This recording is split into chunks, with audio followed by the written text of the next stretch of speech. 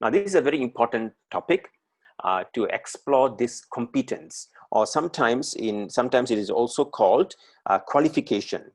Some people call it qualification, sometimes they call it competence. So it all means the same thing. Sometimes, also in Sanskrit or Sanskritam, this is called adhikara. All right, a very, very familiar word for some of us. Who is competent to seek moksha? All right, that's what we're going to look at. And next session, we are going to talk about how to develop that competence, which is very important, right? Especially if you happen to be seeking moksha as your purushartha or your goal, then the question is, I need to know who is competent to see whether am I competent to start with. And then after knowing that, I need to also be able to develop that competence. Because we're going to talk about what is at stake if this competence or adhikara is not developed. And this is perhaps one of the biggest problems in modern Vedanta discourses. And I'm going to talk more about that in the class and the class to come as well.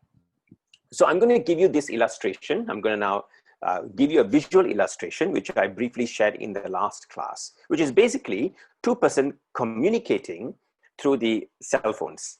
All right, so whenever someone calls you, or the person who's initiating a conversation with you through their cell phone, now there is a caller and a receiver. All right, so let's say there is a caller who's initiating a call with the receiver, or maybe it's a WhatsApp message, whatever that may be. Now, between the caller and receiver, there is actually a transmission. Am I right? And this is taken care by all the, what do you call, switching stations, all the networks, all the repeaters in our space, and all of them take care of this transmission.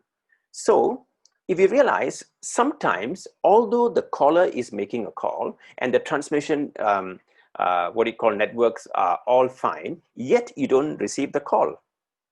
Or sometimes someone is texting you, all right, all the networks are working fine, but you're not receiving it. So there could be many issues in this whole communication process, all right? Sometimes your phone is working fine, but the transmission network is down, all right? The service provider is down. Sometimes the service provider is okay, the receiver, your smartphone is working fine, but the caller's smartphone is not working. So there are three important variables here. Can you see that? The person who's a caller, who's initiating the communication, if there's a problem, the communication won't take place. If there's transmission network right in the center, if it is not working fine, that communication may not take place. If the receiver's device is not working fine, the communication cannot take place. So for a complete transmission or communication to happen, all of these three components have to be working well. Otherwise, communication cannot take place. So now, today, today's discussion is pertaining to the receiver. All right, so in the three variables, we are focusing on the receiver because there is a good parallel here. The caller is like the teacher. The transmission is the knowledge that is being taught by the teacher, and the receiver is the seeker. So if there are problems in each of these three areas, communication or teaching cannot take place. So today's purpose, or this segment, is to focus on the seeker. In the subsequent segments, we're going to look at the teacher and the knowledge as well. But today and next session, we are going to only focus on the seeker, because that is a good place to start. Because, and to be very honest, more often the problem is actually with the seeker, or more often than not. But sometimes we tend to, if we are not aware of this, we tend to blame the teacher sometimes. Or sometimes we are blaming the knowledge itself. Oh, these Upanishads are wrong. Now this teacher is crap, he doesn't know what he's talking about. All of these statements may come about, possibly, I'm not saying there are possibilities where the knowledge could be wrong.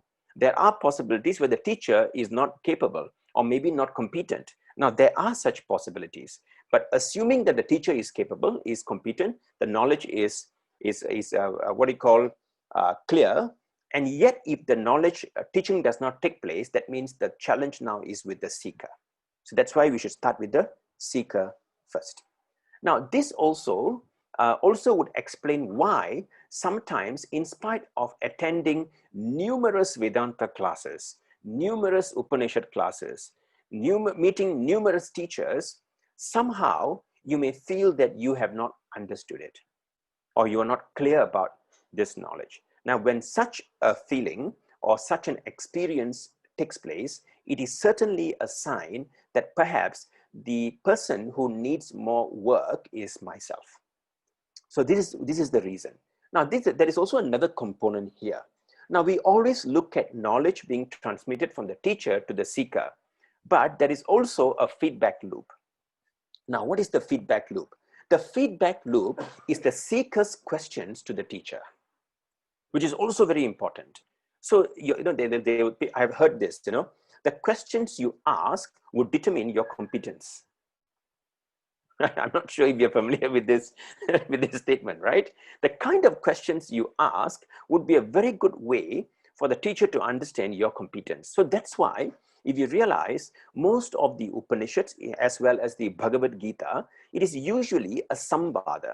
A samvada means a dialogue between two people having a conversation to ascertain what is satyam. So therefore, we need to also recognize this so-called feedback loop. There is another line that goes from the seeker to the teacher, which is in the form of questions. So now that we know the critical value of this particular discussion at hand, which is understanding who is competent, which is the seeker, let us now get into the topic.